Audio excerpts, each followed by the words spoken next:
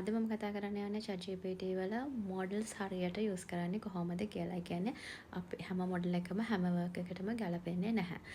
ඉතින් හරි බලමු. ඉතින් දැන් තියෙනවා ChatGPT වල මොඩල්ස් හතරක් ඔයාලට බලා ගන්න පුළුවන්. 5.5 තියෙනවා. ඒ වගේම 5.6 වල Luna Terra Sol කියලා තියෙනවා.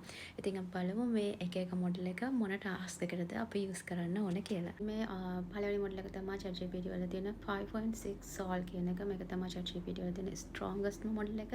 ඉතින් මේක ඩීප් වර්ක් වලට, කෝඩින් වර්ක් වලට, ලොන්ග් වර්ක් ෆ්ලෝ එකක් තියෙන වැඩවලට යූස් කරන්න පුළුවන්. දෙවෙනි මොඩල් එක තමයි 5.6 ටෙරා කියන එක. ඉතින් මේක අපේ ඩේලි වර්ක් වලට යූස් කරන්න තමයි මේකවල හදලා තියෙන්නේ. ඩේලි again and again කරන ටාස්ක් වලට අපිට මේක යූස් කරන්න පුළුවන්.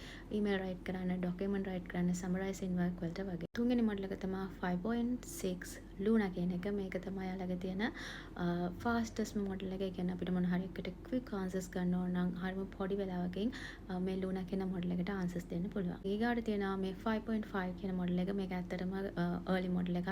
දැනට ඩිෆෝල්ට් වෙලා තියෙන. ඉතින් මේකේ equal වෙනවා 5.6 ටෙරා වල capability එකට. ඉතින් තව ටික කාලෙකින් මේ 5.5 මොඩල් එක අයින් වෙලා යයි. ඉතින් මෙන්න මේ වගේ ChatGPT මොඩල්ස් ගැන දැනගන්න, ඒවා මොන ටයිම් එකකටද යූස් කරන්න කියලා දැනගන්න, ඒ වගේම හරියට prompt එකක් write කරන්නේ කොහොමද කියලා දැනගන්න, ඒ වගේම ඔයගේ social media content වලට AI යූස් කරන්නේ කොහොමද කියලා දැනගන්න, ඒ වගේම daily life එක easy කරගන්න AI යූස් කරන්නේ කොහොමද කියලා දැනගන්න. ඔයාලට පුළුවන් මගේ 30 days AI course එකට join වෙන්න.